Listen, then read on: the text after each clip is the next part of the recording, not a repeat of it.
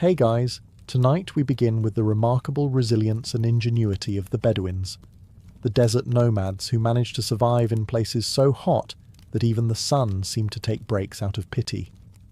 So before you get comfortable, take a moment to like the video and subscribe, but only if you genuinely enjoy what I do here. And let me know in the comments where you're tuning in from and what time it is. It's always fascinating to see who's joining us from around the world. Now dim the lights, maybe turn on a fan for that soft background hum, and let's ease into tonight's journey together.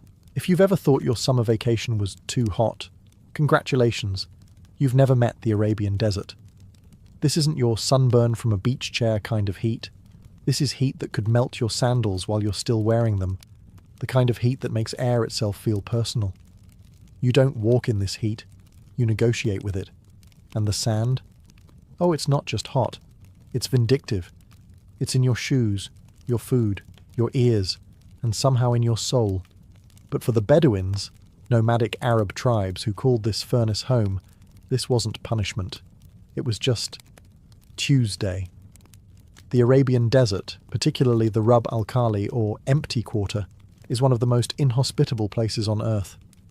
And yet, Bedouins managed to raise families, herd animals, and drink tea in it. Tea, in 45-degree heat. Meanwhile, most of us get cranky if the air conditioning breaks for more than 4 minutes. So how did they do it? They didn't rely on fancy gear or climate-controlled shelters. They had no cooling towels, smartwatches, or filtered water bottles named after mountains. What they did have was a deep, generational understanding of the desert's rhythms, and an impressive tolerance for discomfort. To them, the desert wasn't an enemy to fight. It was more like a very strict landlord. You respected it, followed the rules, and in return, it might let you live. The Bedouins' entire way of life was engineered for survival. From their breathable black goat hair tents to their carefully timed daily routines, everything had a purpose. No movement was wasted. No drop of water was taken for granted. You'd never catch a Bedouin power walking at noon just to hit a step goal. That kind of behaviour gets you turned into a cautionary tale. Their secret weapon? Adaptation. Not the shiny app-updating kind, but the dusty, sun-beaten, trial-by-fire kind that comes from generations of learning what works and what gets you cooked like a lamb kebab. In the desert, shade isn't just nice, it's essential. It's not, oh, this is pleasant kind of shade. It's thank you for not dying here kind of shade. If you've never stood under a palm tree in 118-degree Maine and felt your soul slowly reattach to your body, then you've never truly understood gratitude. The Bedouins, of course, mastered the art of chasing, creating, and preserving shade like it was treasure. Because it was. Forget beachfront property. In the Arabian desert, real estate value is measured in square inches of darkness. Their first line of defense? The Beit al-Sha'ar, or House of Hair. And yes, that's as literal as it sounds. These tents were woven from goat hair, which, through some miracle of desert engineering, expanded when wet, rare but helpful during sudden rain, and stayed breathable when dry. It was climate control before HVAC, and with far fewer complaints to the landlord. The tents were mobile, of course, because you never know when the desert will suddenly decide your neighbourhood is now a hot plate. But they weren't just dragged anywhere. Bedouins positioned them strategically, always keeping in mind the wind direction, the sun's angle, and the location of the one lone tree in a 50-mile radius. And when no goat hair tent was available, improvisation kicked in. Camels made excellent shade providers, big, tall, and relatively immobile when chewing cud. A Bedouin might rest in a camel's shadow or, in more desperate moments, just dig a shallow trench and lie in it like a sandworm with style. Even small rocks, dune shadows, or saddlebags became tools in the shade game. The Bedouins didn't waste time hoping for a breeze. They built their own microclimates with whatever they had. Shade wasn't luck. It was strategy. Let's talk about goat hair, a material that somehow became both a construction material and a survival strategy. Not something you typically expect from goats, who otherwise spend most of their lives eating anything that isn't nailed down. To the Bedouins, goat hair wasn't just fluff. It was technology. Spun into thick, durable yarn, it became the fabric of their tents, the famous black tents of the desert. And believe it or not, these were far more than primitive shelters. They were the Swiss Army knives of the Arabian Peninsula, minus the corkscrew attachment. Here's the genius of it. When it's dry, goat hair lets air pass through, which is a blessing in heat that can peel paint off a rock. But when it rains, yes, occasionally the sky does remember how to cry. The fibres swell up, closing the weave and keeping water out. It's like automatic tent insurance, with zero paperwork. This dual-purpose miracle fabric meant that the tents stayed cool and breezy during the day, and dry and cosy when the rare storm hit. And because the desert cools rapidly at night, like a microwave that shuts off mid-cycle, the thick black material helped trap what little heat was left. But it's not just about the fabric, it's the design too. These tents were low, wind-resistant, and could be assembled and disassembled faster than a modern pop-up gazebo, by people who were likely also wrangling camels and keeping small children from wandering into sand dunes. The inside was divided by gender and function. One side for men and guests, another for women and family life. And while the tent was open at the sides to let air flow, cloth panels could be dropped in a flash when a sandstorm came knocking. Bedouins were masters of comfort within extreme limits, sort of like camping if your campground were actively trying to murder you. So no, it wasn't a palace. But in a place where the environment is actively hostile to human existence, a goat hair tent was both refuge and fortress. Now let's address a question every tourist has asked in the desert while wearing shorts and rapidly turning into a rotisserie chicken. Why are they wearing all those clothes? All. Welcome to the Bedouin robe, also known as the dishdasha, thobe, or galabeya, depending on the region. To the untrained eye, it may look like someone gave up on tailoring, but to the Bedouins, it's a thermal regulation masterpiece, carefully designed to outwit one of the most relentless suns on Earth. First, the fabric, usually light-coloured cotton or linen, not thick, not heavy, but loose and billowing, creating a layer of air between skin and heat, like having a personal breeze trapped under your clothes. And unlike your unfortunate tank top, it actually protects the skin from direct sunlight. Think of it as wearing your own shade.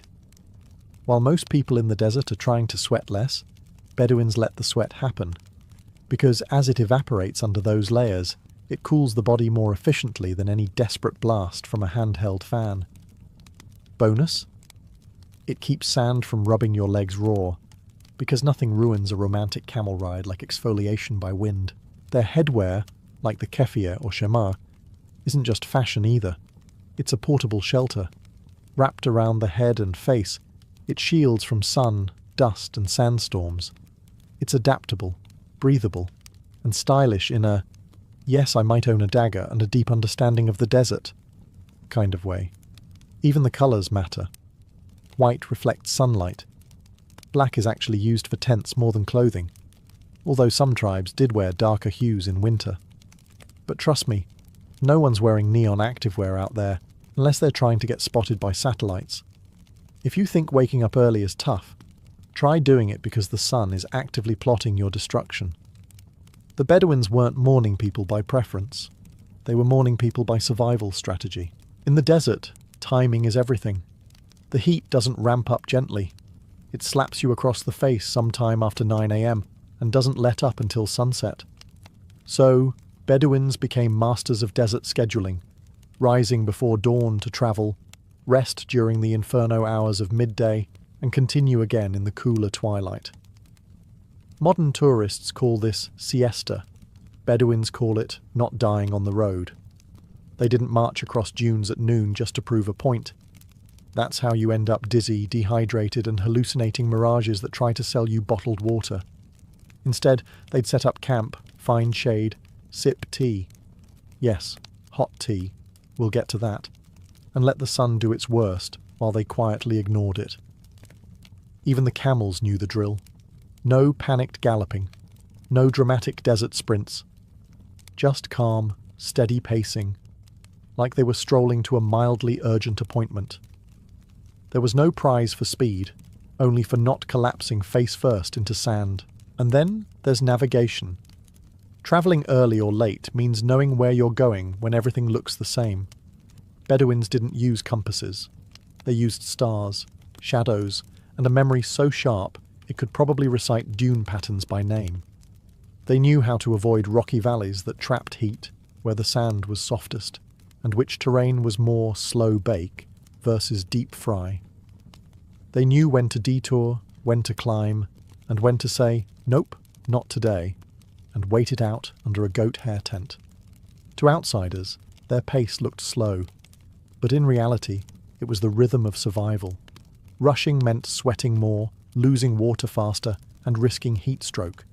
Steady movement meant you made it to the next well, village, or shady tree with enough energy to actually enjoy being alive. You can't talk about Bedouin survival without addressing the real star of the show, the camel. These beasts didn't just survive the desert, they made it look easy. Camels are like the desert edition of a Swiss army knife. Transportation, shade, milk factory, early warning system, and occasional attitude problem, all wrapped in a furry, knobbly package. To the untrained eye, camels appear grumpy, lopsided, and mildly inconvenienced by existence. But to the Bedouins, they were life partners. A Bedouin without a camel was just a guy standing in a heat wave wondering why his feet hurt. First of all, camels can go days, sometimes weeks, without water. This isn't a party trick, it's an evolutionary superpower. Their bodies store fat in their humps, not water, contrary to popular belief, and they regulate sweat better than most fitness influencers. While you're melting under the sun like a cheap popsicle, camels are strolling past with an expression that basically says, amateur. Their feet? Massive and padded, perfect for walking across hot sand without sinking in or sizzling like bacon. Their nostrils. They can close them during sandstorms. That's right. Camels can literally shut out the desert. Try doing that with your local pollen count. And their milk? Nutrient-rich, slightly salty, and consumed even when there's no refrigeration in sight. It was breakfast, lunch, and electrolyte replacement therapy all in one. Bedouins used camels not just to carry supplies but also to locate water. These animals had a sixth sense for survival. If a camel suddenly perked up and turned left, you followed, even if your internal GPS disagreed. But owning a camel wasn't like having a pet. It was more like having a temperamental co-worker who occasionally spits at you, but can also save your life. Bedouins respected their camels, talked to them, named them, and treated them better than some modern folks treat their internet routers. Picture this. It's midday in the desert. The sun is hanging overhead like a heat lamp from a particularly angry god. Your sweat is sweating. Logic says, water, ice, something cold, please. But the Bedouin response? Let's have some piping hot tea. Yes, you heard that right. In the middle of an oven made of sand and regret, the Bedouins drank boiling hot tea. And not as some ironic joke.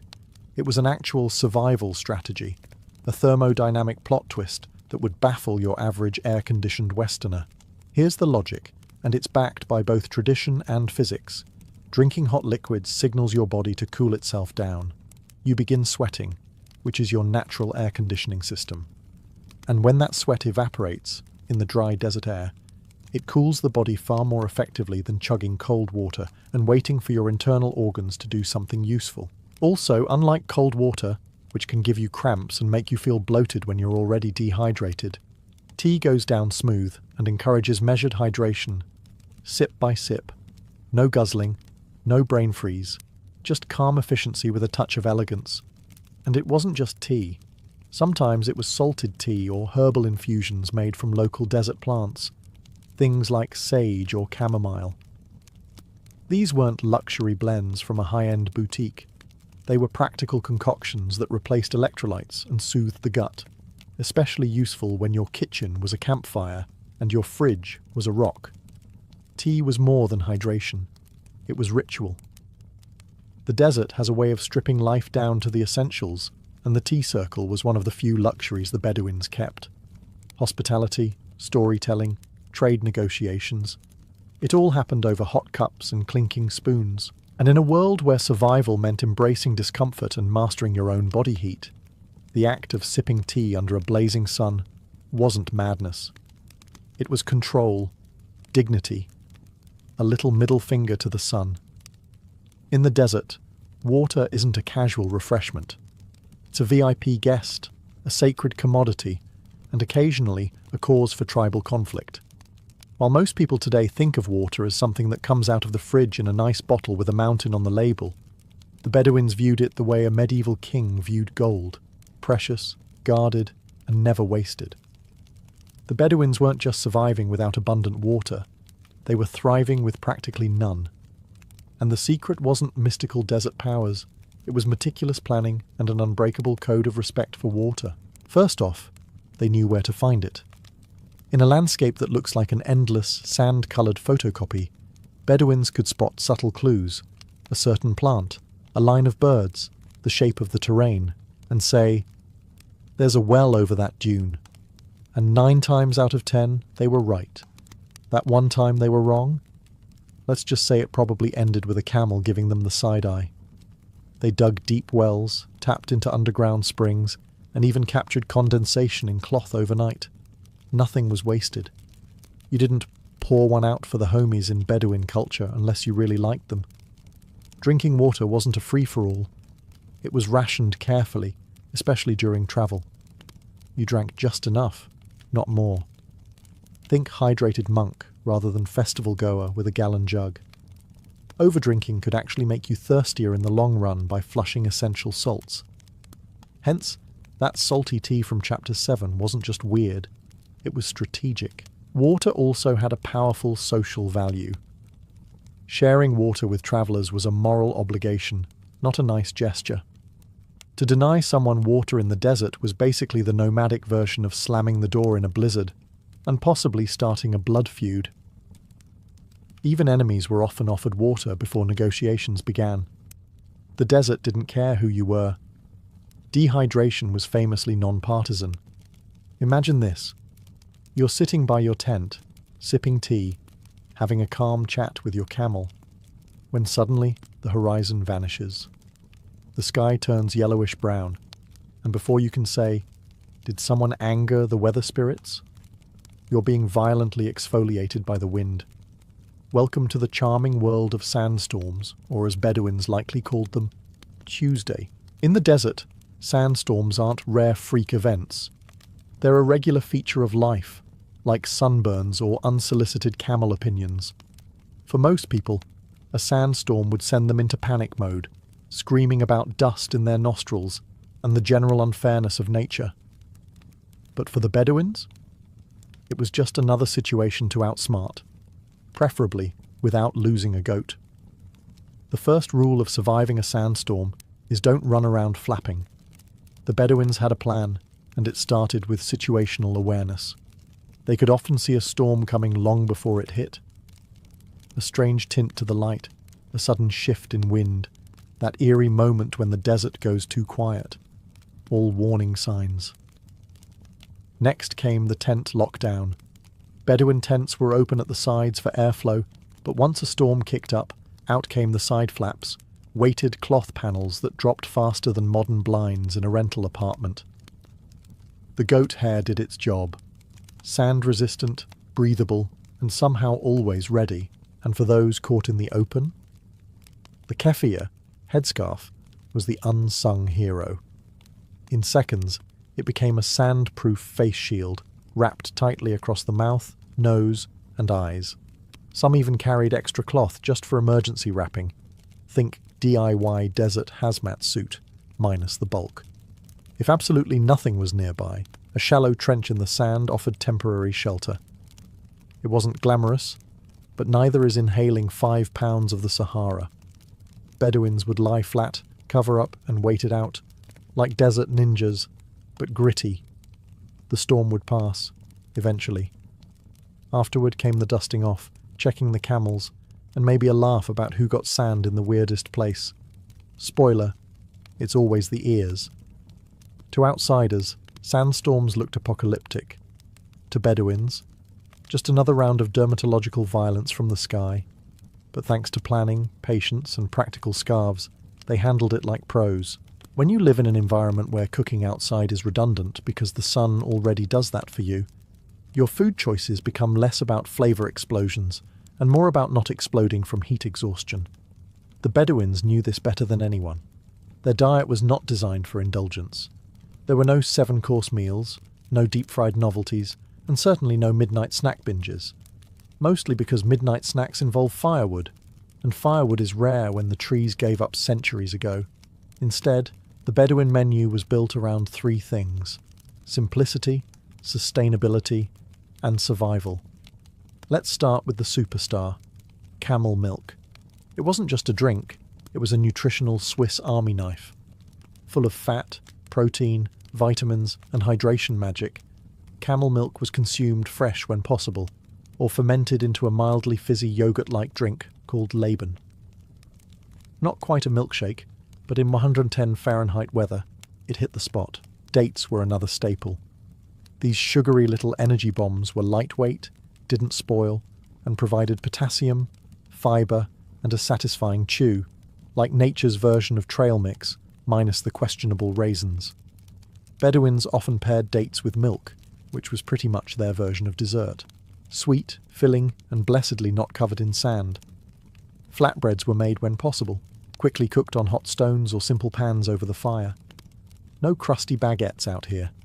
Just functional, foldable carbs that could double as a plate or a makeshift napkin if things got out of hand. Meat, when eaten, was a rare occasion, usually linked to ceremonies, guests, or when a goat did something truly unforgivable. When it was prepared, it was cooked low and slow, sometimes underground in pit ovens. Spices were minimal. The seasoning was mostly salt, maybe, and, we're grateful to be eating. Water wasn't gulped during meals. It was strategically sipped, usually after eating. You didn't want to dilute your stomach acids or risk wasting precious fluids on digestion. Yes, even the order of eating was optimized. You'd think after roasting all day, the desert would cut you some slack at night. But no. The sun might clock out, but the temperature doesn't cool down so much as it plummets like it tripped over its own robes. For the Bedouins, this meant learning to sleep between 2 extremes: oven by day, icebox by night. Forget feather beds and memory foam. Comfort was measured by how few bugs you swallowed while snoring with your mouth open. During the hotter months, Bedouins slept outside, under the stars, sometimes with nothing but a blanket and a prayer. But don't picture a romantic Instagram camping setup. Picture more like, let's lie very still and hope the wind remembers to show up. The trick was to sleep after sunset and before dawn, catching that precious window of relative coolness. The best beds? A soft patch of sand, a saddlebag for a pillow, and your camel parked nearby, for security, shade, and moral support. Nothing says sweet dreams like a grumpy animal chewing in the dark. But when it was truly blistering, midday naps became essential, not optional. You didn't push through the heat like some caffeine-chugging office worker trying to impress the boss. You laid down, closed your eyes, and submitted. It wasn't laziness. It was desert logic. In colder months, sleeping inside the goat hair tent became necessary, with thick blankets and extra layers. The same tent that breathed in the heat now became a toasty cocoon, unless the wind decided to throw a tantrum and whip sand into your face. Again, there were no bedtimes, only the understanding that sleep happened when it could, and often in shifts. Someone had to watch the fire. Someone had to watch the animals. Someone had to snore loud enough to keep the jackals second-guessing. No clocks. No alarms. Just moonlight, instinct, and the occasional cough from a nearby cousin. Let's be honest. Raising kids is hard enough with air conditioning and a fully stocked fridge. Now imagine doing it in the desert, where toys are rocks, the playpen is a sand dune, and your toddler's first word might be camel. Bedouin children didn't get childhoods filled with plastic playsets and gluten-free snacks. They got something far more intense: heat-hardened life training starting roughly 5 minutes after birth. From a young age, Bedouin kids were expected to adapt to the desert, not the other way around. Swaddled tightly in cloth, yes, like adorable little burritos, they were protected from sun, sand, and unsolicited scorpion interactions. These wraps weren't just for comfort. They helped regulate temperature and kept limbs from flailing into hot surfaces. Functional and fashionable. But Bedouin parenting didn't hover. There were no helicopter parents, only camel-watching ones. Children learned by observation and imitation. They saw how water was handled like treasure, how clothing was adjusted to match the heat, and how to avoid stepping into a fire pit by simply not doing it twice. By the age of 5 or 6, they were helping with real tasks. Boys learned to care for camels and navigate terrain. Girls learned cooking, tent making, and how to pour tea without accidentally burning down the family circle. It wasn't just about chores, it was early survival internship. Play still happened, of course.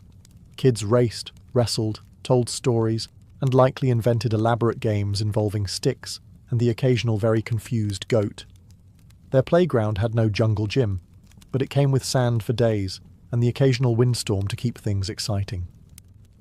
Discipline was firm but fair. Survival required it. But affection was never far behind. Bedouin families were tight-knit, with every child raised not just by parents, but by the entire camp. Think of it as a very warm, very sandy village raising each child, no app notifications required.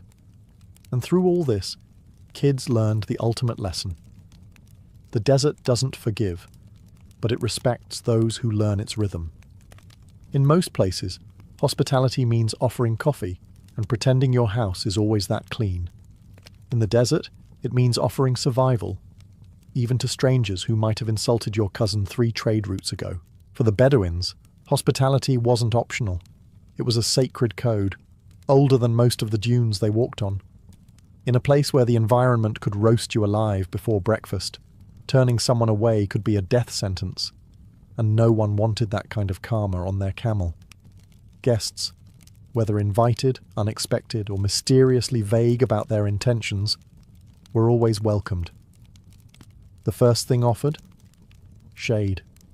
Because in the desert, shade is basically air conditioning with no electricity bill. A guest would be brought under the tent, seated on cushions, and offered water or tea before a single question was asked. You didn't grill them about their business while they were still sweating like a goat in July. Next came the food. Even if supplies were low, a guest was fed. Dates, flatbread, and sometimes meat, though that was usually reserved for truly special visitors, like elders, dignitaries, or your cousin finally returning the camel he borrowed 3 months ago. And then came the tea ceremony, slow, deliberate, and filled with meaningful silences. The clinking of cups, the pouring of hot tea, the passing of the pot. It all created a rhythm, like verbal jazz played on a brass kettle. It wasn't just refreshment, it was a diplomatic ritual. Hospitality wasn't limited to just individuals. Entire tribes had reputations based on their generosity. A stingy host could bring shame, while a generous one gained honour, alliances, and probably a few future favours, because the desert always pays back in unexpected ways. And yes, even enemies were sometimes given water and rest, with grudges politely set aside until at least after the 3rd cup of tea. The code demanded it. After all, you can't feud if everyone's unconscious from heatstroke. To the Bedouins, hospitality was more than manners. It was mutual survival, a shared understanding that the desert didn't care who you were, but a kind host just might save your life, and all it cost was a little water, a little shade, and your best cup of tea. When the sun finally dipped behind the dunes and the desert cooled from lava to toasty rock, it was storytelling time. And no, not the once-upon-a-time kind with dragons and castles. Bedouin stories were gritty, clever, and usually involved someone outwitting a rival with a goat and a handful of dates. There were no screens, No subscriptions, no buffering wheels. Just a small fire crackling in the sand, a circle of tired travellers, and that one guy who definitely exaggerated the ending every time. Storytelling was more than entertainment. It was memory management. The Bedouins didn't write things down. Why waste paper you didn't have when you had a brain full of desert legends, tribal lineages, star maps, and jokes that had aged like fine camel cheese? Children learned history not from textbooks, but from grandmothers who could recite entire genealogies backwards while spinning yarn or sipping tea. They knew who betrayed whom 3 generations ago, and they could describe it with dramatic pauses and just enough scandal to keep the kids wide-eyed and suspicious of the neighbours. Every tribe had its own library of tales, tales of survival, loss, honour, love, and the occasional poetic revenge. There were heroes, tricksters, wise elders, and cursed wells, all passed down through voice, rhythm, and dramatic eyebrow gestures. And because desert life involved a lot of sitting and waiting for the heat to pass, for the stars to rise, for that stubborn camel to move, stories were the original time filler. No one stared at a glowing screen while ignoring their family. They stared at each other, which was arguably more terrifying. Storytelling also helped preserve survival knowledge. Where to find water, which plants to avoid, how to calm a panicked animal, all wrapped in metaphor, rhyme, and the occasional cautionary tale about a reckless uncle named Nasser the Sweaty. The modern world has this charming delusion that nature must be conquered. Build higher walls, stronger AC units, thicker sunscreen. But the Bedouins, they understood something far more elegant. You don't fight the desert. You learn its rhythm and walk beside it. For centuries, Bedouin life was built not on opposition, but on adaptation. Instead of paving over the sand, they floated on top of it, like surfers of heat and grit.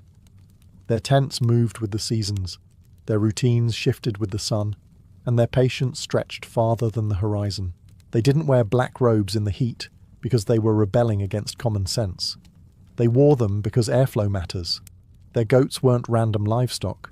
They were compact survival machines with hooves. Even their jewellery served functions, sometimes as dowry, sometimes as emergency barter. Nothing was just decoration. It all had purpose. Bedouins didn't curse the sandstorms. They read them. They didn't rush through the day. They paced it. Morning was for movement, noon was for stillness, evening was for tea and stories. It wasn't laziness. It was climate literacy. Even their conflicts, fierce as they could be, were handled with layers of honour and negotiation. Because when you live in an unforgiving landscape, burning bridges is a terrible survival strategy. Their understanding of the land was passed not through apps, but through practice. Want to learn where the water hides? Walk with someone older. Want to navigate a moonless night? Watch how the stars shift. No shortcuts, just lived experience and respect. Today, we build deserts into cities and pretend we've won. But the Bedouins would say, gently, with a knowing smirk, that you don't win against the desert. You earn your place in it, one day at a time. So, as the sun sinks and the wind carries the scent of dust and distant tea, remember, true survival isn't about resisting nature's power. It's about knowing when to move, when to wait, and when to sit down and sip your tea before the sand decides to join you. Because in the desert, the heat doesn't care about your ego, but it just might respect your humility. She wasn't born into silk sheets or domed palaces, far from it. Sometime around 1502, in the rugged lands of Ruthenia, likely in what is now western Ukraine, a young girl named Alexandra Lisowska lived the simple life of a Christian peasant. Her days were filled with chores, laughter, and the lullabies of the Carpathians. But fate, as it often does in empires, had other plans. Raiders, likely Crimean Tatars allied with the Ottoman slave trade, tore her away from that world before she was old enough to understand just how brutal history could be. Dragged from her village and forced into the long chain of slaves bound for the bustling markets of Istanbul, Alexandra was now property. Her beauty caught the attention of those who trafficked in flesh, but it was something far more dangerous that would soon define her: her mind. In the early 16th century, the Ottoman harem wasn't the erotic playground of Hollywood fantasies. It was a political battlefield. And Alexandra, renamed Hurrem, meaning the cheerful one, was about to play the game better than anyone before her. She entered the harem of Sultan Suleiman the Magnificent, the most powerful man in the Islamic world. He ruled an empire that stretched from the gates of Vienna to the deserts of Arabia, and from the Danube to the Nile. And yet, despite the thousands of concubines and consorts before her, it was this foreign slave girl who would catch his eye and never let go.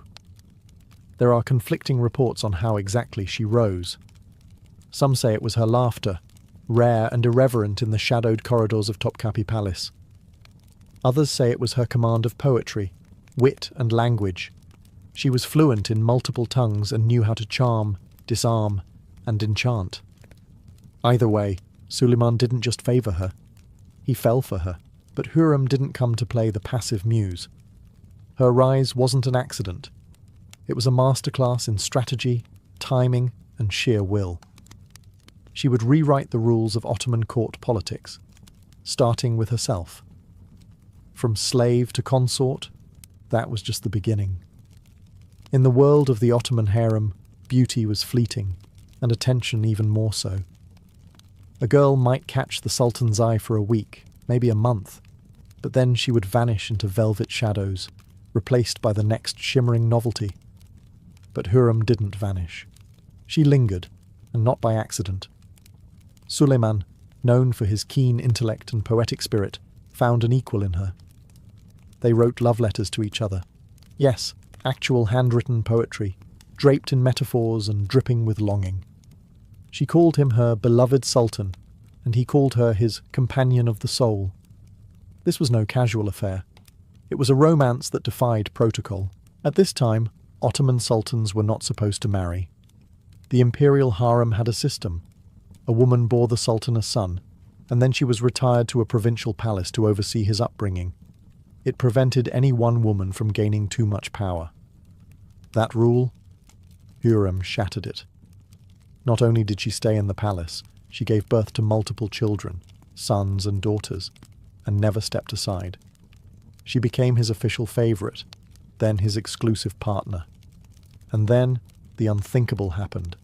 Suleiman legally married her.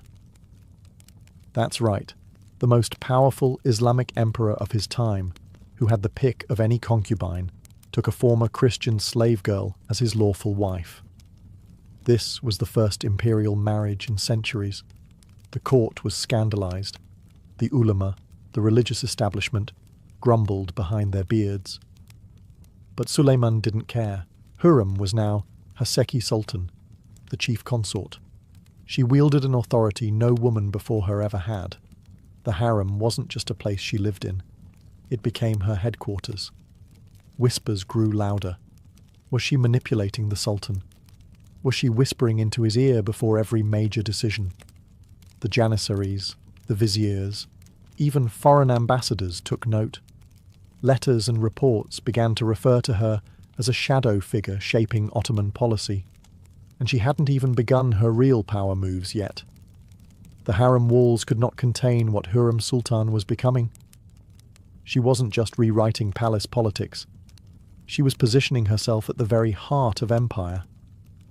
In the Ottoman Empire, giving birth to a sultan's son wasn't just a blessing, it was a weapon, and Hurrem knew how to wield it. Her first son, Mehmed, was born not long after she secured Suleiman's affection. Then came Mihrima, her only daughter and closest confidant. Soon followed Selim, Bayezid, Jihangir. With every birth, her power solidified, each child a pawn on the grand imperial chessboard. But this wasn't just about family. It was about succession and survival. You see, Ottoman succession didn't work like the fairy tale version.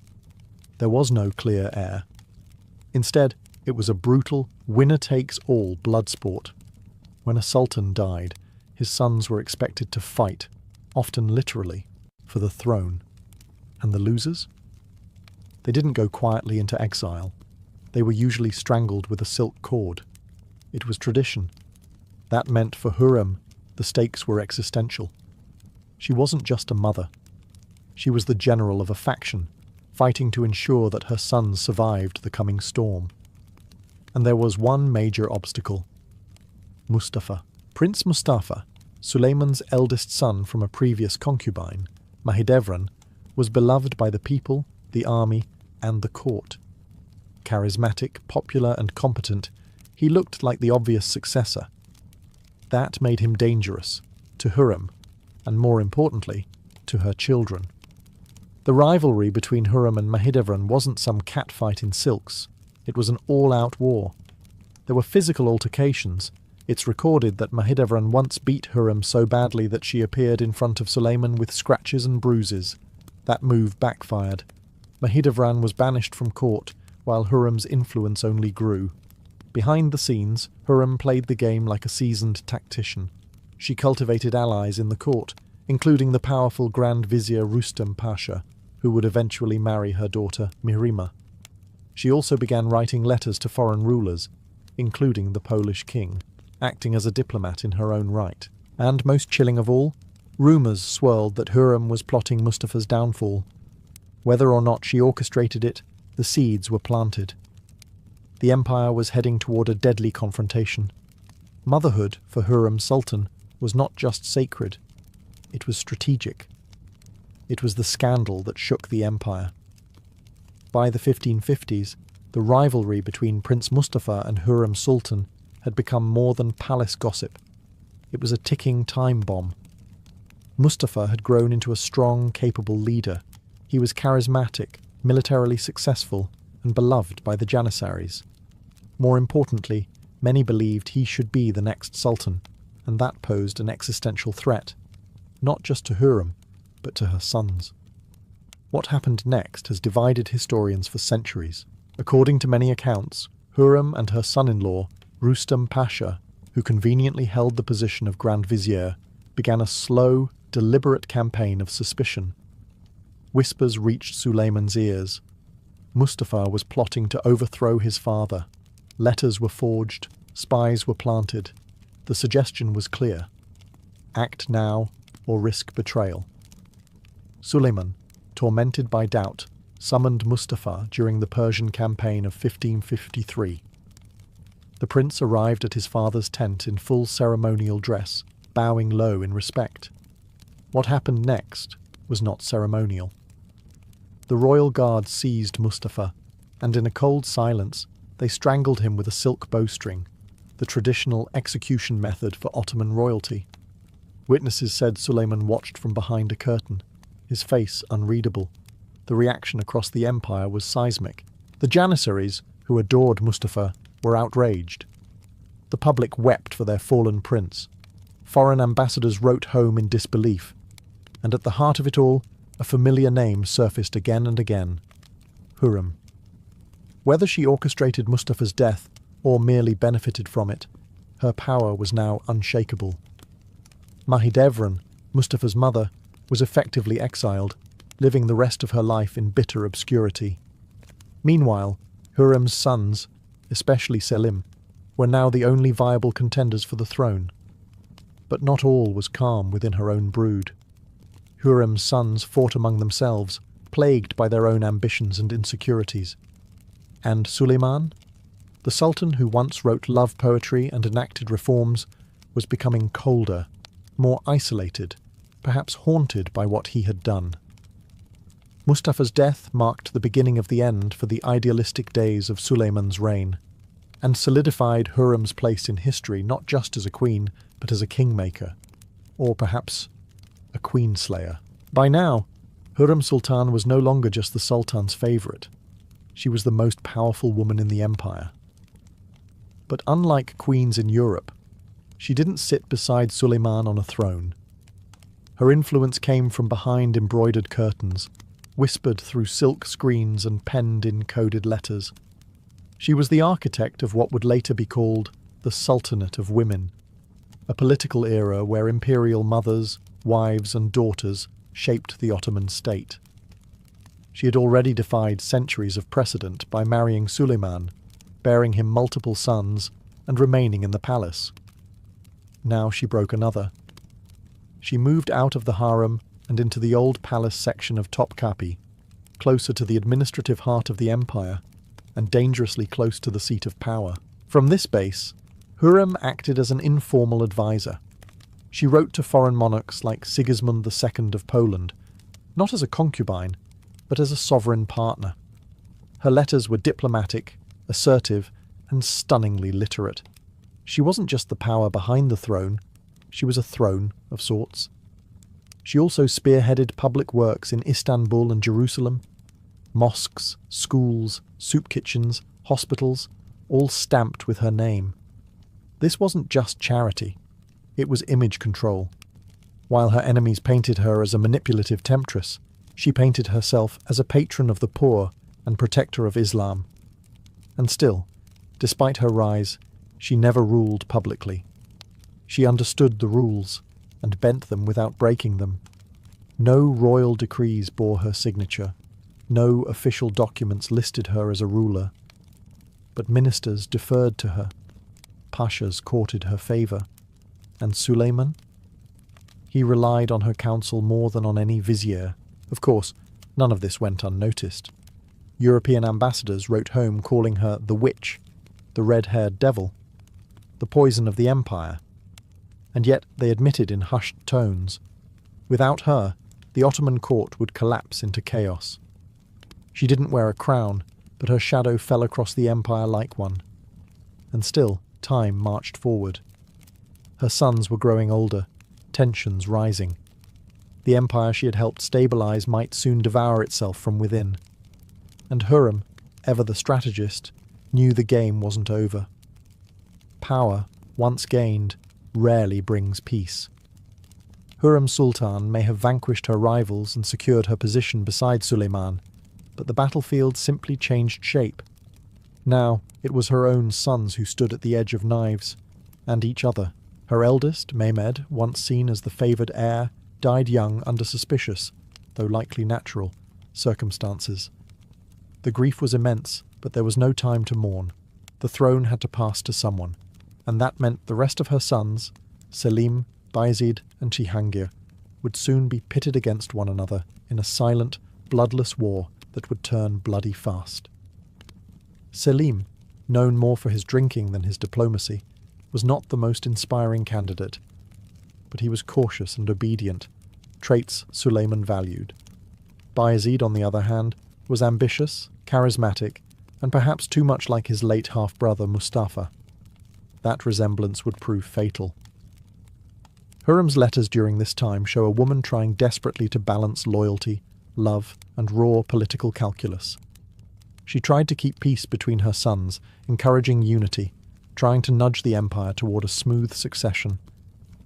But she knew the truth. Only one could survive.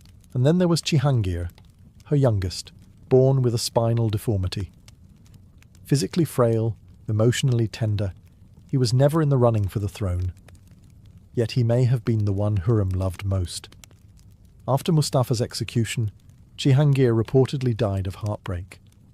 Whether that's legend or truth, it added another crack in the already fractured family she'd worked so hard to protect. The death of Mustafa had set a precedent. Fratricide was not just tradition, it was necessary. And now, Hürrem was watching her own blood march toward that same inevitable violence. It was a cruel irony. She had spent her life climbing out of powerlessness, only to become trapped in a cycle of blood that no mother could bear. She had built a dynasty, but dynasties are hungry creatures, and in the corridors of Topkapi, where she had once arrived in chains, she now paced in fine silks, still strategizing, still fighting. But for a future she could no longer fully control. Time was slipping, and with it, the illusion that anyone in the palace was safe. As the empire trembled under the weight of internal rivalries, Hürrem Sultan turned her eyes to something more enduring than politics: legacy. She had always understood that power was fleeting. But monuments, those could whisper her name long after her enemies turned to dust. So, While her sons plotted and Suleiman brooded in his increasingly sombre court, Hurrem became a patron of public works on a scale few women, or men, could dream of. She commissioned the Haseki Sultan complex in Istanbul, a sprawling architectural marvel that included a mosque, school, hospital, and soup kitchen. It wasn't just a gift to the people, it was a message carved in stone. I was here. I mattered. I served something bigger than court intrigue.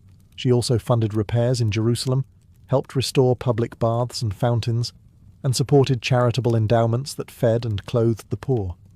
Every act of generosity was also an act of calculated PR. After all, Hurrem had been slandered endlessly, painted as a sorceress, a schemer, a foreign seductress who bent a mighty sultan to her will. Her building projects were a counter-narrative, one of grace, service, and piety. And yet, for all the grandeur, she remained controversial. The Ottoman elite never forgave her for upending centuries of tradition. Even ordinary citizens, who benefited from her charity, debated her intentions. Was she a noble benefactor or a master manipulator? A feminist icon ahead of her time? Or a ruthless power broker cloaked in beauty? Even within the palace, her influence had limits. Suleiman remained loyal, but increasingly burdened by age, grief, and the failures of his surviving sons.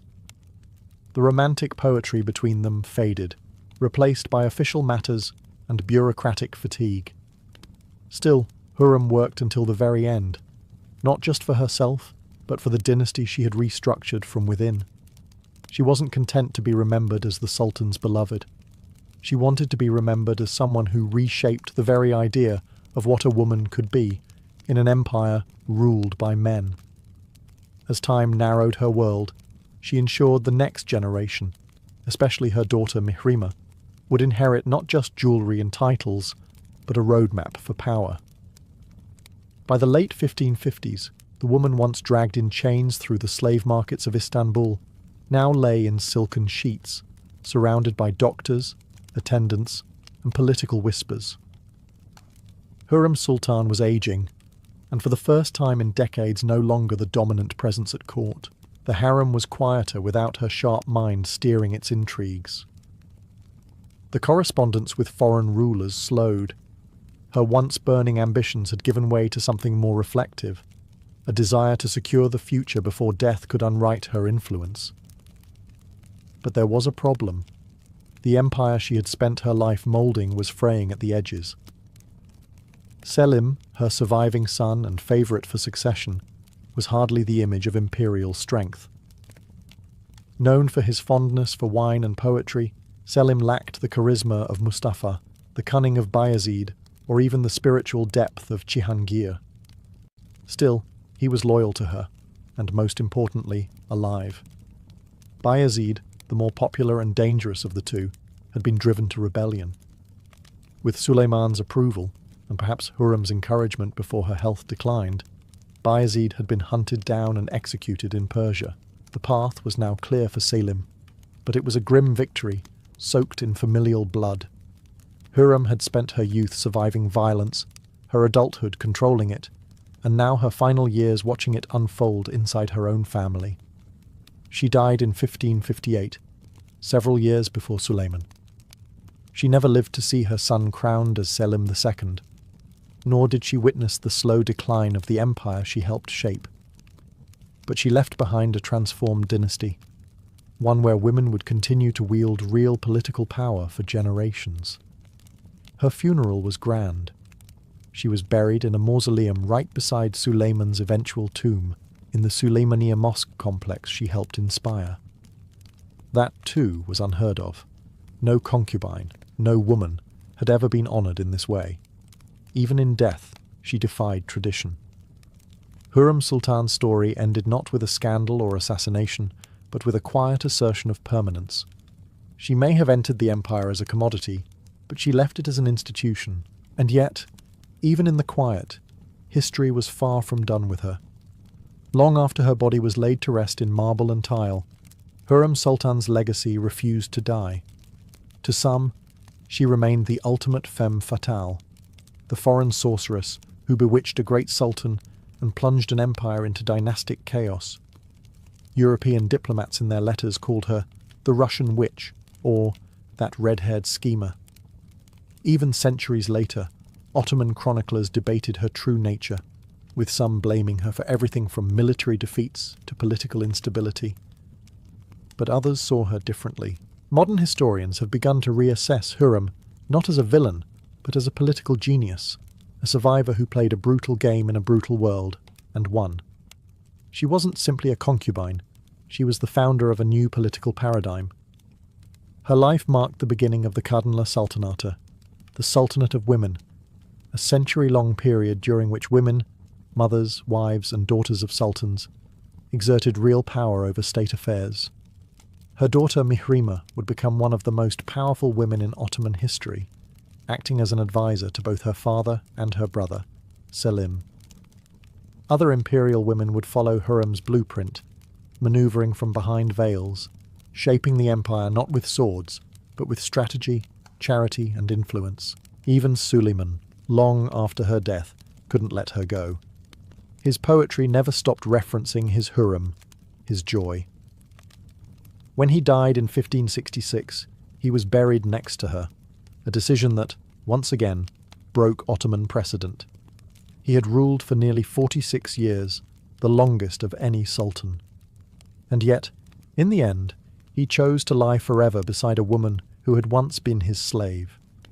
Today, visitors to the Süleymaniye Mosque can still see their tombs, side by side, elegant and eternal. The irony is rich. The woman who arrived in shackles now rests beside the most powerful man in the Islamic world, as his equal. Love her or loathe her, Hürrem Sultan reshaped the Ottoman Empire. She bent centuries of tradition to her will. And she proved more than anything else that power does not always wear a crown. Sometimes it smiles behind a curtain with eyes like fire and a plan already in motion. In Byzantium, a marriage didn't begin with candlelit dinners or whispered vows. It began with paperwork, cold, calculated, and surprisingly binding. The betrothal, called engisis, was more legal transaction than love story. If you were expecting violins and blushing maidens, you're in the wrong empire. The process began with negotiations between families. Not between bride and groom, mind you. They were often teenagers, sometimes barely acquainted. The real power players were the fathers, or if the groom was of high enough status, the imperial court itself. This wasn't just about uniting two people. It was about uniting property, influence, and bloodlines. Once both sides agreed to the terms, dowry, property rights, family obligations, the betrothal was sealed in front of witnesses, and not lightly. It was legally binding. Breaking off an engisis without good reason could trigger lawsuits, scandal, and the wrath of bishops. In some cases, the church required formal annulment of the betrothal, even though the couple hadn't married yet. And what about the bride during all this?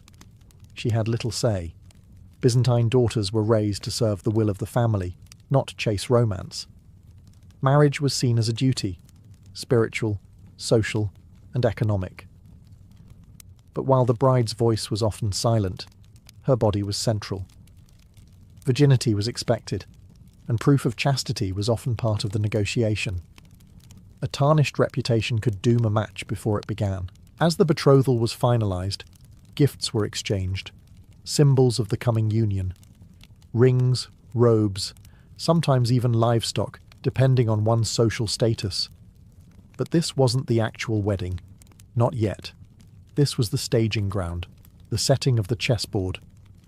The real ceremony, the gamos, could be weeks or months away. The betrothal wasn't just a prelude. It was a contract of intent, a declaration of status, and in many cases, a strategic move, especially among the elite. Marriages weren't about affection. They were about alliance. A noble family might marry their daughter into a powerful military clan, securing troops for future political struggles. A merchant might trade a dowry for access to imperial trade routes. Love? That came later, if you were lucky. In Byzantium, a daughter was never just a daughter. She was also a dowry in waiting. The moment a girl was born into a Byzantine family, her value wasn't measured in lullabies or bedtime stories. It was calculated in land, linens and coin. Marriage wasn't just a social expectation, it was a full-blown economic strategy. The dowry, or prowaks, was the bride's ticket into marriage, and often her only protection within it. This wasn't pocket change. For the aristocracy, it might include gold, silver, silk, slaves and country estates. For middle-class families, it was often practical. Household furnishings, clothing, maybe a modest amount of cash. But no matter the size, the message was the same. Here is our daughter, and here's what she brings to your house. This wasn't some medieval generosity. The dowry was a kind of marital insurance policy. If the husband died or abandoned her, not unheard of in politically motivated unions, she had a claim to her dowry. It was hers by law. Sort of. As long as no one powerful contested it, and as long as she didn't rock the boat too hard. For wealthy and noble families, the dowry wasn't just protection, it was a weapon.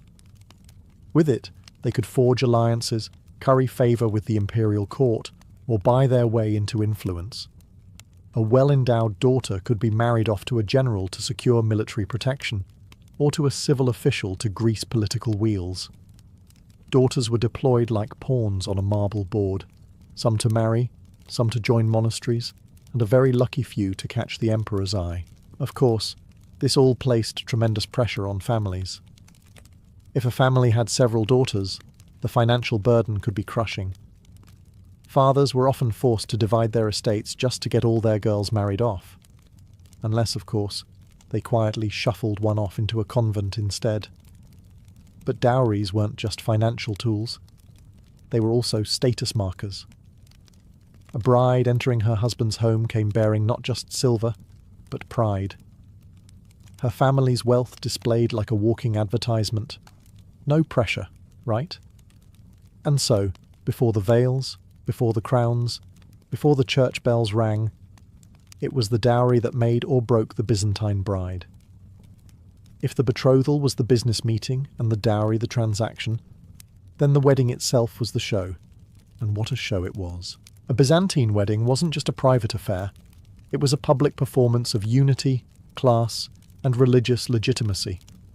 For the elite, it could span multiple days, with carefully choreographed rituals that blended Roman pomp, Christian sanctity, and Eastern opulence. Even among commoners, the wedding day was a spectacle. The more elaborate, the more respectable. The bride would begin her transformation with ritual baths and grooming, her hair braided with care, adorned with gold, pearls, or ribbons, depending on her station. In wealthier circles, attendants might dress her in layers of silk robes, veils, and embroidered slippers. Modesty was expected, but make no mistake. This was about display. You were dressing the family name. The groom too had his own ceremonial preparations, but let's be honest, all eyes were on the bride. Once ready, the bride was escorted through the streets to the church, a procession that was both sacred and strategic. Everyone had to see it. Musicians played, relatives wept, or pretended to, and the entire neighbourhood lined the streets for a glimpse. This wasn't just a wedding, it was a parade of reputation. And then came the church ceremony. The gamos. It was solemn, slow, and deeply symbolic. The couple would stand before the priest, hands joined, as prayers and psalms were chanted. But the crown jewel of the ritual, literally, was the crowning. Golden or ornate wreaths were placed on both the bride and groom's heads, symbolizing not just marital union, but martyrdom. Yes, martyrdom. In Byzantine theology, marriage wasn't just about love, it was a kind of sacred suffering, a life of mutual sacrifice. Congratulations, you're now king and queen of your tiny domestic kingdom. Enjoy your symbolic death. Candles were held, prayers recited. The couple was walked around the altar 3 times in a slow ceremonial circle, a dance of eternity if you like metaphors. and finally, they were declared husband and wife. But don't exhale just yet, because what followed was often even more intense. The procession home, the feasting, and the strange and specific rituals of the bridal chamber. The wedding wasn't over, it was just getting started. If the wedding ceremony was a public ritual of holiness and status, the wedding night was, well, also kind of public, just in a far more awkward way. In the Byzantine Empire, the consummation of a marriage wasn't just a private moment between two newlyweds. It was a critical requirement to finalize the union, and yes, people kept track. A marriage wasn't truly considered valid until it was consummated. This made the first night a matter of legal, familial, and sometimes political importance. After the church ceremony, the couple was escorted, again, often publicly, to the groom's home or a designated chamber. This was called the nuptial procession. Along the way, torchbearers and musicians might accompany them, chanting hymns or playing flutes. If it sounds like a victory parade, that's because it kind of was. The couple had successfully made it to this point, and now came the moment everyone pretended not to obsess over. In some elite households, attendants or family members, yes, awkwardly, remained nearby to ensure everything went as expected. In rare cases, confirmation of consummation was documented, a blood-stained sheet shown discreetly to elders as proof. It's worth noting this was more common in higher-ranking households where inheritance and legitimacy mattered deeply. But not all was grim and clinical. There were blessings to be spoken, candles to be lit, and symbolic food like bread and wine placed nearby. Reminders of fertility, prosperity, and spiritual unity. The crowns used in the church ceremony were sometimes placed beside the bed or hung above it as a sign of divine favour. And depending on the region and family tradition, songs or chants might be performed outside the room, a strange combination of privacy and performance. For the bride, this night was often filled with anxiety. She might be very young, possibly married to a much older man, and expected to transition instantly from obedient daughter to competent wife. For the groom, it was a test of masculinity and authority. The stakes were high for both, emotionally, socially, and in terms of their family's reputation. And if consummation didn't happen, the marriage could be annulled, just like that. In Byzantium, the wedding night wasn't the start of a honeymoon, it was a test. One with candles, crowns, and a lot of watching eyes. Once the couple had survived the solemnity of the ceremony and the nerves of the wedding night, it was time for the Byzantines to do what they secretly did best, throw a proper feast. The wedding banquet wasn't just a party, it was a statement. Especially for noble or imperial families, the post-wedding feast was where alliances were sealed, gossip was exchanged, and subtle power plays unfolded over goblets of wine and roasted lamb. The venue varied based on social class. A noble wedding might be held in a marble-clad atrium, with fountains murmuring in the background and silk tapestries decorating the walls. A middle-class family might host it in a courtyard with clay lamps and long wooden tables. But whether rich or modest, the feast had one thing in common. It needed to impress. Guests were greeted with perfumes and rosewater, then seated according to rank. This was no casual buffet. The seating chart was a map of political favour. To be seated close to the newlyweds or their family meant you were someone. To be stuck near the kitchens? Not so much. The food was opulent when budgets allowed. Multiple courses, often starting with fruits and nuts, followed by fish, fowl, lamb, and exotic dishes flavoured with cinnamon, cloves, and honey. Bread was abundant. Wine flowed freely, often dangerously so. A well-timed toast could win favour, while a drunken slur could doom an entire branch of the family tree. Entertainment ranged from musicians with lyres and flutes to dancers, acrobats, and in some cases, elaborate theatrical performances. Poets might recite verses in praise of the bride's beauty or the groom's manliness. Again, not for romance.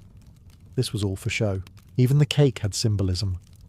A sweetened bread or honey pastry might be served to symbolize fertility and abundance. Eating it together signified unity. Not eating it? That could be a red flag, or at least a source of whispered speculation. But beneath the laughter and clinking cups, everyone knew the truth. This was not just a celebration of love. It was a careful display of wealth, power, and social standing, cloaked in honey and song. A wedding feast was Byzantium on a plate, glittering, complex, and never just what it seemed. The feast was over. The music faded. The guests dispersed. Now came the hard part. For the Byzantine bride, the wedding didn't mark a fairy tale ending. It marked the start of an entirely new reality. Once she crossed the threshold into her husband's household, she stepped into a complex web of expectations, hierarchies, and unspoken rules. Gone was the girl under her father's roof. She was now a Kyria, the mistress of the house. In theory, this was a promotion. In practice, it was often a pressure cooker. If she married into a large, extended family, common among wealthier households, she was suddenly under the scrutiny of her in-laws. The groom's mother typically held senior authority in the domestic space, and her approval wasn't guaranteed. The bride was expected to be modest, obedient, industrious, and pious. If she was beautiful, that was a bonus, but not a substitute for good behaviour.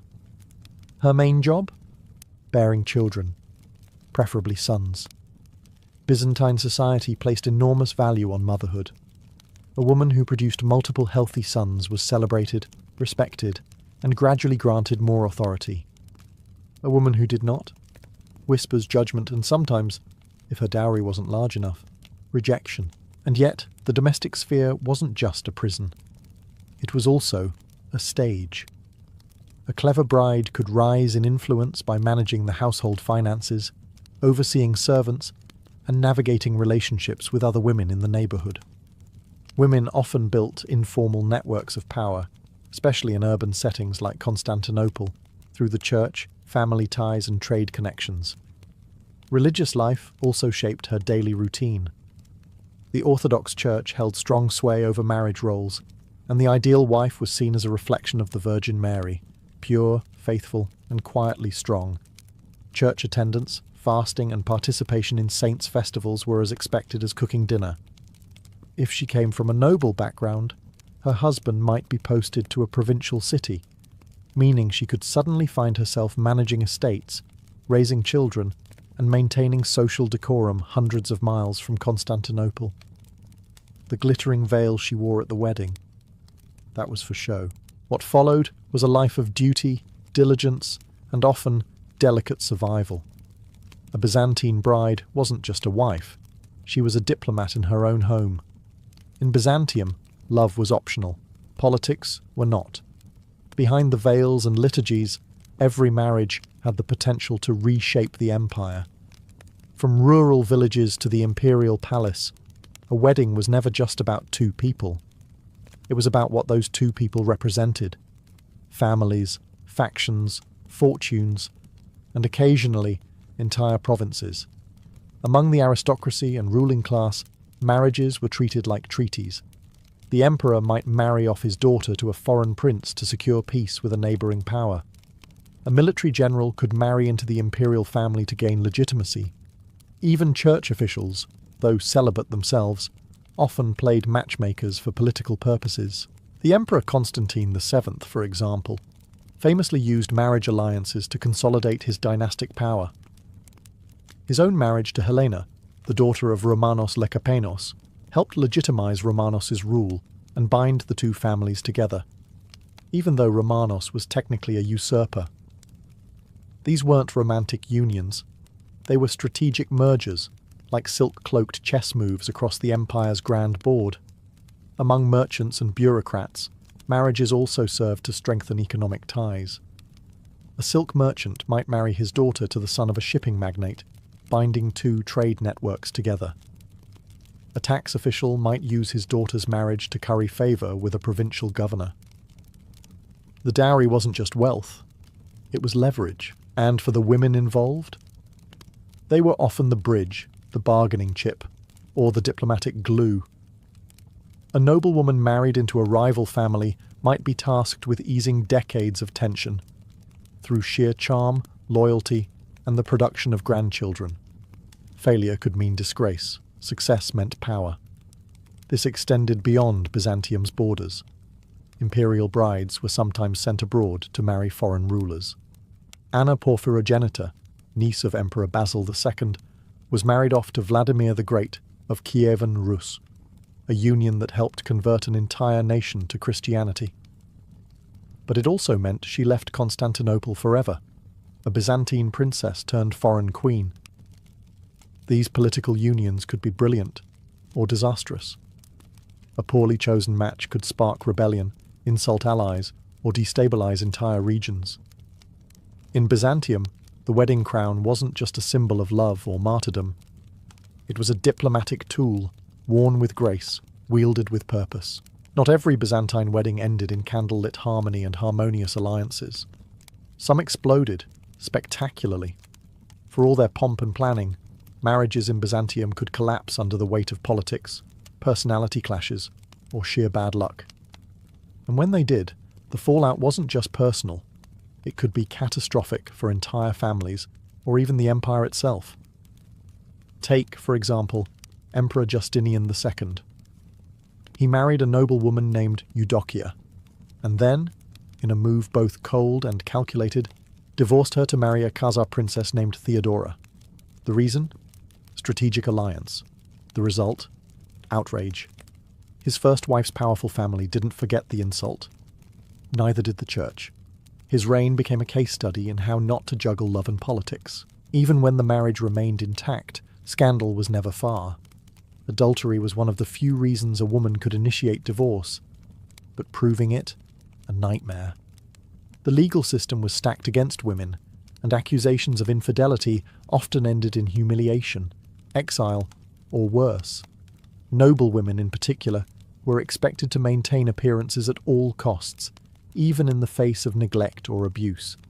There were also high-profile cases of fraudulent marriages, where one party tricked or coerced the other into union, sometimes to gain inheritance rights or titles. These cases could end up in ecclesiastical courts, dragged out for years in theological and legal wrangling. The church had immense power in these matters, and bishops were not always impartial. And let's not forget the everyday tragedies. Young brides dying in childbirth, forced marriages between strangers decades apart in age, or political marriages that left both parties trapped and miserable. These stories didn't make it into official histories as often, but they were just as real. Sometimes even the ritual itself went off script. Ill omens, a candle going out, a crown dropping to the floor, a wine cup spilling, could be seen as divine warnings. Superstition swirled around the wedding like incense. In a society so attuned to signs and symbols, a bad omen at a wedding could cast a shadow over the entire union. For all their beauty and ceremony, Byzantine weddings weren't immune to failure. In fact, when they collapsed, they often collapsed imperially. Though the Byzantine Empire has long since crumbled into history, its wedding traditions left behind echoes. Golden, incense-scented, and deeply influential. The elaborate rituals, the theological weight of marriage, the blend of Roman formality and Christian spirituality, all of it shaped not just Eastern Orthodox practices, but wedding customs across Eastern Europe and the Balkans. Even today you can walk into a Greek or Russian Orthodox wedding and see remnants of Byzantium. The crowning, the ceremonial walk, the chants. It's not just liturgy, it's time travel. Byzantine marriage was, above all, a public commitment. It wasn't just a couple exchanging vows, it was the merging of families, fortunes, and faiths. The state, the church, and the community were all watching. And that legacy continues in modern Eastern traditions, where weddings remain communal spectacles, blending old-world symbolism with contemporary flair. But there's a subtler legacy too. In a world that often relegated women to the margins, Byzantine marriage gave many women, especially noble women, real, if indirect, power. Through marriage, they gained influence, negotiated alliances, and protected dynasties. It wasn't always fair or romantic, but it was significant. Empresses like Theodora, Irene, and Zoe all began as brides, and some ended as rulers. Their rise was paved through marriage, but their impact reshaped religion, law, and imperial power. For these women, the wedding wasn't the climax of their lives, it was the prologue. Today, as we scroll through curated wedding photos and trend videos, it's easy to forget how ancient and complex this ritual really is. Beneath the white dresses and floral arches, the Byzantine wedding reminds us, marriage is more than a moment.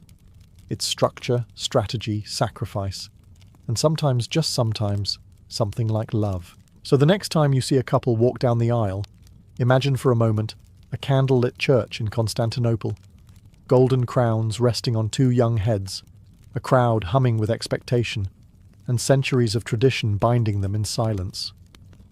The Byzantine Empire may have fallen, but its weddings still echo, in veils, in vows, and in the strange, sacred theatre of matrimony. The Persian garden didn't merely imitate paradise, it defined it. In fact, the very word paradise comes from the Old Persian paradisa, meaning walled enclosure. These were not random patches of green, they were sacred spaces, meticulously designed, deeply symbolic, and breathtakingly beautiful. A Persian garden wasn't just where you planted flowers, it was where the divine touched the earth. In a region dominated by arid landscapes and blistering heat, the existence of a lush, shaded oasis with flowing water was nothing short of a miracle. That contrast was exactly the point. A Persian garden was meant to feel miraculous. It was a deliberate, artificial Eden, order imposed on chaos, nature tamed and honoured at once. And the design reflected that philosophy. Symmetry was everything. The classic Persian layout, called Chahar Bagh, or Four Gardens, divided the space into four quadrants with intersecting water channels. This wasn't just practical irrigation, it was cosmology. The four-part layout symbolized the Zoroastrian and later Islamic concept of paradise, where four rivers, of water, milk, wine, and honey, flow from a sacred centre. In the middle of many gardens sat a pavilion, pool, or platform, the symbolic heart. It was a place to rest, reflect, or recite poetry while surrounded by the elements, earth, air, water, and the soft scent of jasmine or roses. But Persian gardens weren't just sensory experiences. They were statements. Kings, nobles, and scholars used them to project power, intellect, and spirituality. The construction of a garden was an act of creation, not unlike building a palace or writing a great verse. In some cases, it was considered more noble. These were not spaces of wild, unchecked growth. Everything was chosen. The trees for shade and fruit, the flowers for colour and fragrance, the water for movement and sound. Birds, breezes, and reflections were part of the choreography. To enter a Persian garden was to step into a vision of perfect balance. Man, nature, and the divine in harmony. It was less about escape and more about elevation. It wasn't just where people walked, it was where heaven descended, by design. In Persia, water was more than a necessity. It was a miracle. And in the garden, it became the soul. Surrounded by deserts and rugged terrain, Persian engineers didn't rely on rain to feed their gardens. Instead, they mastered the qanat, an underground aqueduct system that tapped into distant mountain springs and channeled water for miles. It was invisible, ingenious, and essential. Without the qanat, the garden would be dust. With it, paradise bloomed. But once the water reached the garden, it wasn't just dumped into a pond. It was choreographed. Persian gardens used flowing water not just for irrigation, but as an experience. Thin channels, sometimes just a few inches wide, carved across the stone walkways, dividing the garden into symmetrical quadrants. These mirrored the four rivers of paradise mentioned in the Quran and earlier Zoroastrian texts. And the sound? That gentle, trickling flow wasn't background noise. It was music, a soft, cooling counterpoint to the heat of the day and the stillness of the architecture. For visitors seated under pomegranate trees or beside rose beds, the presence of water engaged not just the eyes, but the ears and spirit. Fountains, too, became a focal point. Not the jet-powered marvels of European palaces, but subtle bubbling pools and geometric basins. The surface of the water reflected sky and structure, creating the illusion of infinity. This was a sacred mirror, the heavens touching the earth. Even more impressive was how water carried meaning. In many gardens, the main water channel led straight to a central pavilion, emphasizing unity, direction, and divine alignment.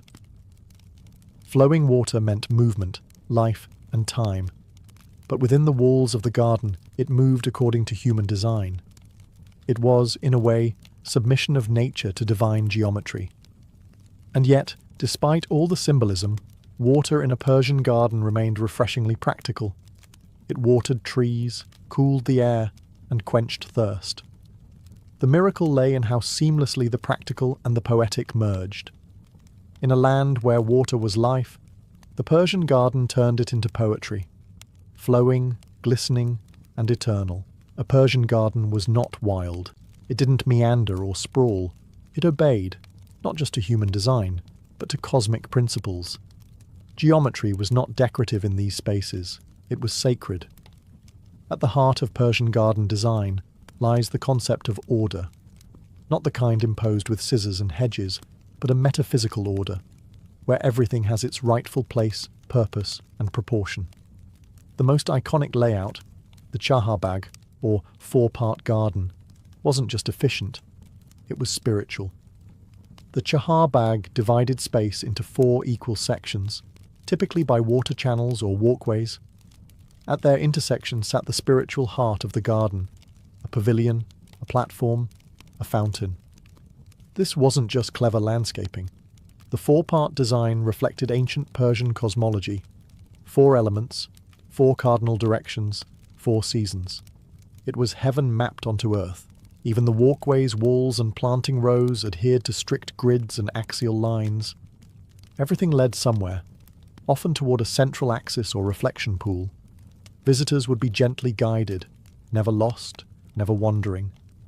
In a sense, the layout of the garden mirrored the moral and philosophical ideals of Persian society. Balance, clarity, and harmony between the material and the spiritual. Buildings integrated into the garden followed the same logic. Pavilions were often symmetrical and centrally placed, with open archways to allow airflow, light, and seamless transitions between indoors and out. The garden wasn't something you looked at. It was something you moved through, with deliberate progression and constant symmetry. This obsession with geometry wasn't about cold precision. It was a kind of worship.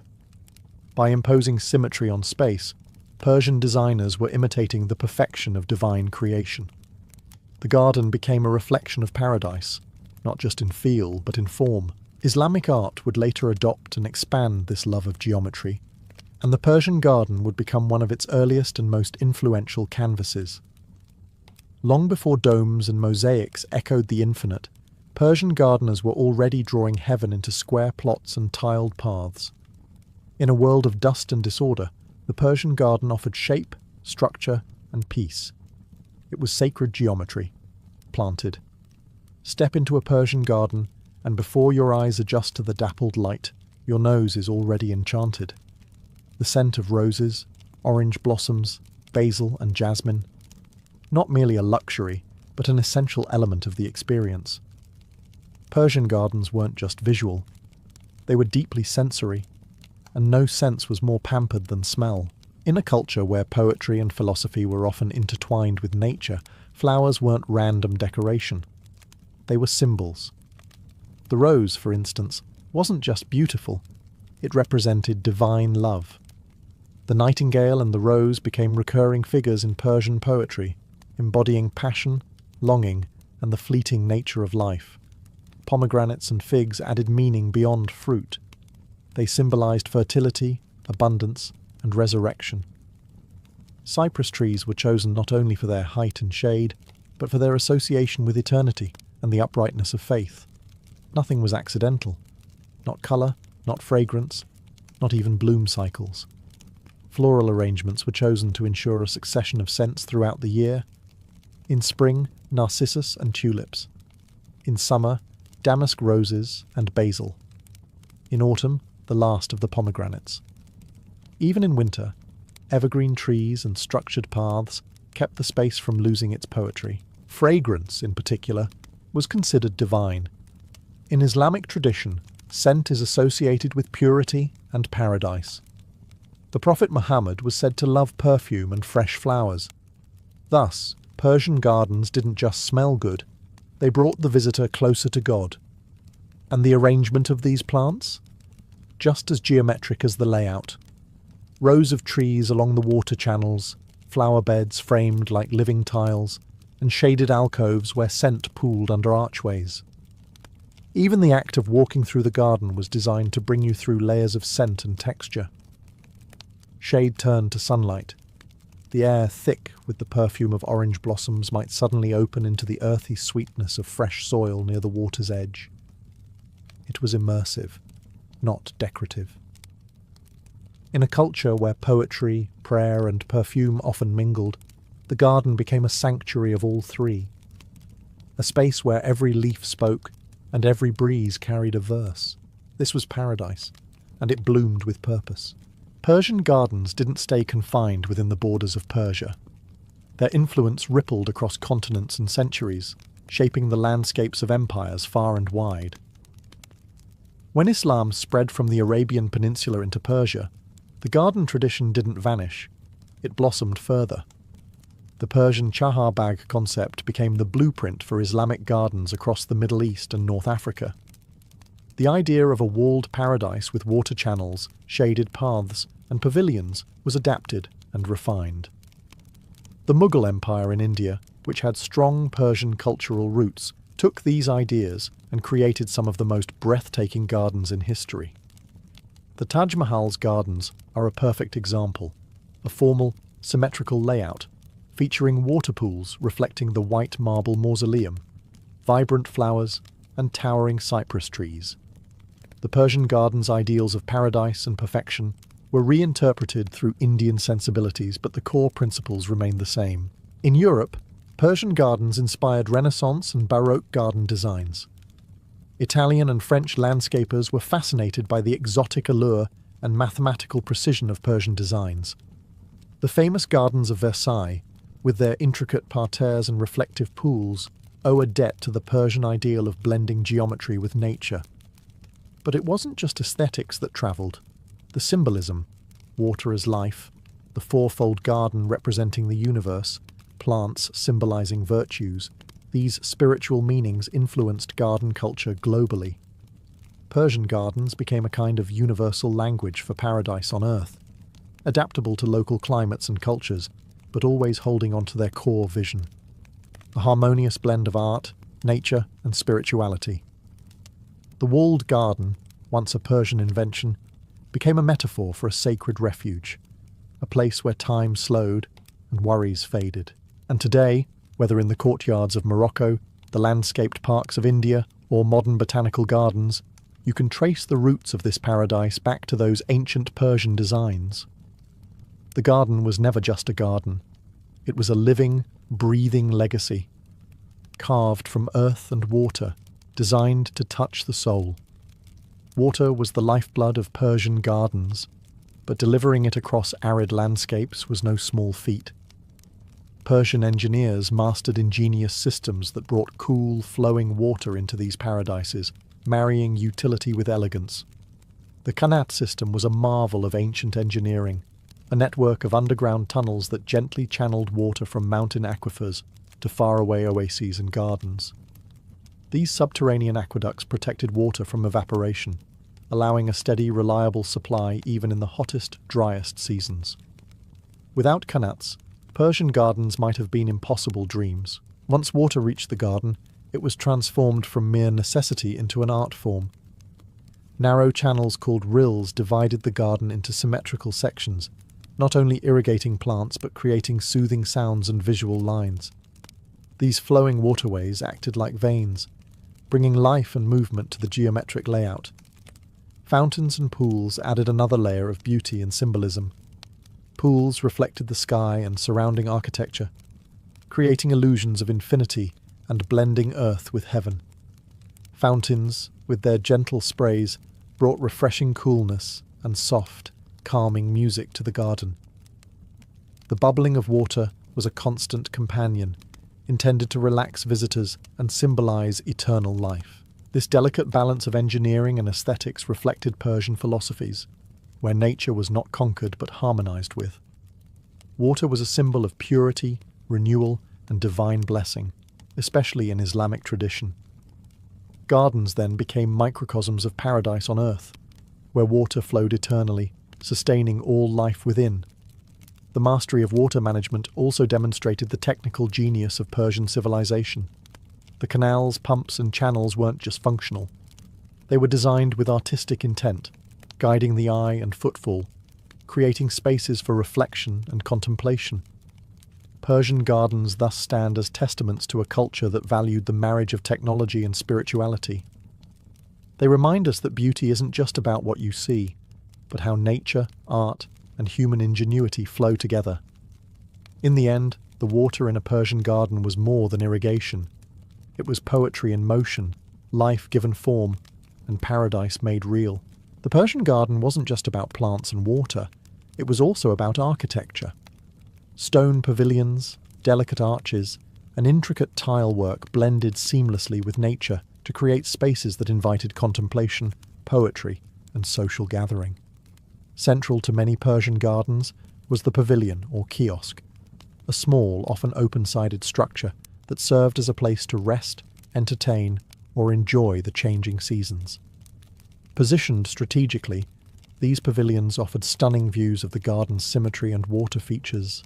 Built with carved wood, glazed tiles, or stucco, they reflected the craftsmanship and aesthetic ideals of the time. Walls were more than boundaries. They framed the garden as a sacred, private sanctuary. Often decorated with colourful mosaics or inscriptions, these walls enhanced the sensory experience while symbolising protection from the harsh outside world. They helped create an intimate atmosphere, separating the ordered paradise within from the chaotic desert or city outside. Pathways, usually paved with stone or brick, were designed to guide visitors through the garden in deliberate sequences. Walking through a Persian garden was meant to be a journey, moving from bright flower beds to shaded alcoves, from the sound of running water to quiet reflective pools. The architecture worked hand in hand with the landscape to choreograph this movement. Even the choice of building materials was symbolic. Tiles might feature floral patterns echoing the plants outside. Windows and screens allowed filtered light and gentle breezes, enhancing the sensory harmony. The blend of architecture and nature created not just beauty, but meaning. It was a stage for poetry recitals, philosophical debates, or quiet meditation. Rulers and poets alike found inspiration here. The garden was an extension of courtly life and intellectual pursuit. Moreover, this architectural approach deeply influenced Islamic, Mughal, and later European garden design. The idea that buildings and gardens should coexist and complement each other became a guiding principle. In Persian gardens, stone and flower, shadow and water were partners, crafting a paradise that was as much about human creativity as about the natural world. A Persian garden was alive, not just with water and fragrance, but with the passage of time itself. Its design took into account the changing seasons, creating an evolving landscape that reflected the cycles of nature and life. Spring in a Persian garden was a celebration of rebirth. Bulbs burst open with tulips, narcissus and crocus, filling the air with fresh scents. Fruit trees, pomegranate, apricot and peach, bloomed in soft pinks and whites, promising abundance. Paths were lined with lush green grasses and early herbs, welcoming visitors back from winter's stillness. Summer brought shade and relief. Tall cypress and plane trees provided cool canopies over flowing water channels. Roses and jasmine unfurled their richest perfumes as the sun climbed high. Pools shimmered like mirrors, reflecting blue skies and fluttering birds. The garden was a refuge from the heat, a place for contemplation, poetry, and slow afternoon tea. Autumn's arrival shifted the mood. Leaves turned golden and red, pomegranates and figs ripened for harvest. The garden became a tapestry of warm colours, fragrant with ripe fruit and earth. Gardeners prepared the soil and trimmed plants, knowing the cycle would soon turn again. Even winter had its role. Evergreens stood proud against pale skies, their needles providing texture and life when flowers slept. The structural beauty of stone pathways, walls and pavilions took centre stage. Snow, when it fell, added a quiet purity, blanketing the garden in white silence. This awareness of time was spiritual. In Persian and Islamic thought, life itself was cyclical, a journey through creation, decay, and renewal. The garden was a microcosm of that journey. Visitors were reminded that beauty and life were transient, to be savoured but not clung to. The changing garden was also a practical necessity. Different plants thrived in different seasons, and the garden's design ensured that there was always something blooming or bearing fruit, sustaining the senses year-round. By embracing time, Persian gardens became living poems, unfolding slowly, deeply, beautifully. They were not static snapshots of paradise, but ever-changing reflections of heaven on earth. The Persian garden is more than a historical curiosity. Its legacy stretches far beyond the deserts of Iran, continuing to inspire and enchant across cultures and centuries. From the courts of the Mughal emperors in India to the grand estates of Europe, the Persian ideal of a walled paradise with flowing water and harmonious design has left an indelible mark. The Taj Mahal's gardens, the Alhambra's courtyards, and the Versailles fountains all owe something to those ancient Persian blueprints. But the Persian garden's influence isn't just aesthetic, it's philosophical. At its core, the garden embodies a vision of harmony between humanity, nature, and the divine. It invites contemplation, peace, and the reminder that paradise is not just a distant afterlife, but something to be created here on earth. Modern Iranian gardens, such as the historic Fin Garden in Kashan, continue to preserve this heritage, blending ancient techniques with contemporary artistry. Meanwhile, landscape architects worldwide look to Persian principles when designing sustainable and spiritually resonant spaces. The garden's design principles, symmetry, water management, sensory richness, also resonate with today's ecological challenges. Persian gardens teach us the value of balance, patience, and respect for natural resources, even in the face of harsh environments. Ultimately, the Persian garden is a timeless symbol. It is an earthly paradise carved from sand and stone, a sanctuary where water sings and flowers tell stories. It reminds us that beauty and order can emerge from scarcity, and that human creativity, when guided by reverence for nature, can transform the world.